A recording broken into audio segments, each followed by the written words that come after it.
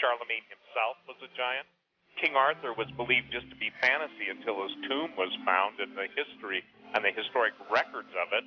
We've got Maximinius, who is actually one of the Roman leaders who basically, if they go to my website, stevequayle.com, and click on the giants, or just go to the Coast to Coast page that my webmaster Holly Deo designs just for your show, George, they can see an artist sketch of what Maximinius looked like. I mean, we're talking about famous people and famous in history. Then we've got the situation where over and over, the famous Gog and Magog giants of the British Isles. Most people don't understand this. Biblically, Gog and Magog is a war that does arise in the Middle East with all the different people that are associated with it, nations associated with the coming Gog-Magog war.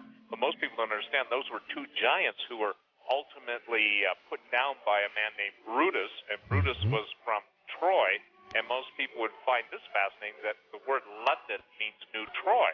So we've got words that have passed into our usage. We've got all of the fascinating British Isle myths, Jack the Giant Killer, Jack and the Beanstalk. Jack was an individual in the folklore that basically was the one that took on the giants. We've got Pin McCoo.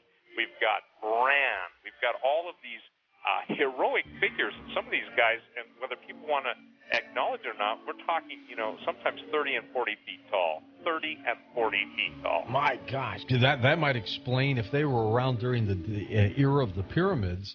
Maybe then I could understand how they could move those blocks. Well, absolutely. If you go to Baalbek, and what's fascinating about this is the greatest megalithic structures in the world. Some of these things weigh, like, for instance, in Baalbek, which is in the Bekaa Valley, what's fascinating is the stone of the pregnant woman weighs 1,000 tons, and it's perfectly quarried. And most people can't even begin to imagine that giants of that size have phenomenal strength. For instance, 1699, here's an interesting guy, William Joyce. King William invites him to Kensington Palace, and Joyce lifted a ton, easily, 2,000 pounds. The king had a weight made for him.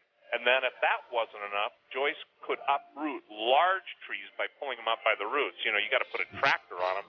And, this is all history recorded stuff.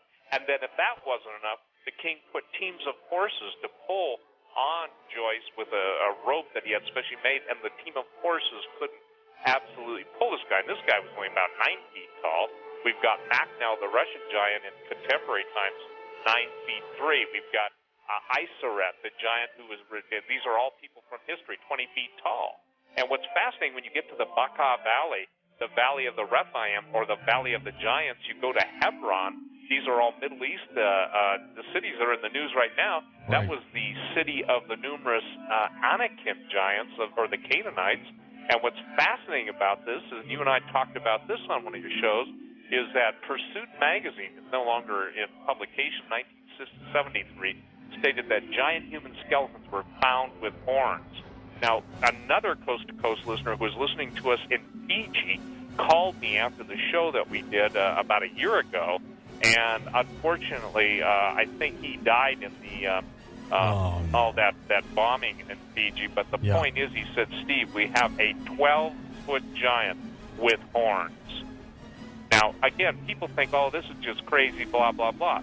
You could maybe dismiss 3, 5, 100, 200 stories, but when they're independent and they come from every corner of the world, they come from every nook and cranny, every tribe, the central theme is that the gods came, had sex, the gods, the fallen ones, came, had sex with earth women, produced giants which became the mythological heroes of old. And we've seen now, we're getting reports, George, of these entities coming out. In Brazil, for instance, what are called the Korinakores. In 1970, there was a film that was made about these guys, and I think it was called something like Hidden from Man, or no, the tribe that was hidden from man. And apparently these were all over the planet, right? All these over giants. the planet. There is no place that is exempt from skeletal remains. There's just no place I've been able to find. You go to the tip of South America, Patagonia. You've got, obviously, all of the circumnavigators from Magellan, Vespucci. You've got Coronado, De Soto. You've got all of the guys that were out looking for the gold and the fountain of youth, and the people that sailed around the world, all encountering them. I got to share this with you. It's fascinating. After you and I typically do a show, within about a couple weeks, sometimes a History Channel or somebody will come on and they'll get experts that will try and dispute this, that, oh, these guys were just really not humans, these are large animal bones. Right. Even though on my website I have an actual, not a reproduction, an actual Magellanic account of him encountering the Patagonia giants. And these weren't just guys. Patagonia, by the way, means big feet. And I don't think people recognize the fact that you cannot get so many independent verifications, absolute eyewitness, written accounts. These guys were so specific and detailed that it went literally to the toenail, to the tip of their tooth, when the descriptions were being penned even 300 years ago.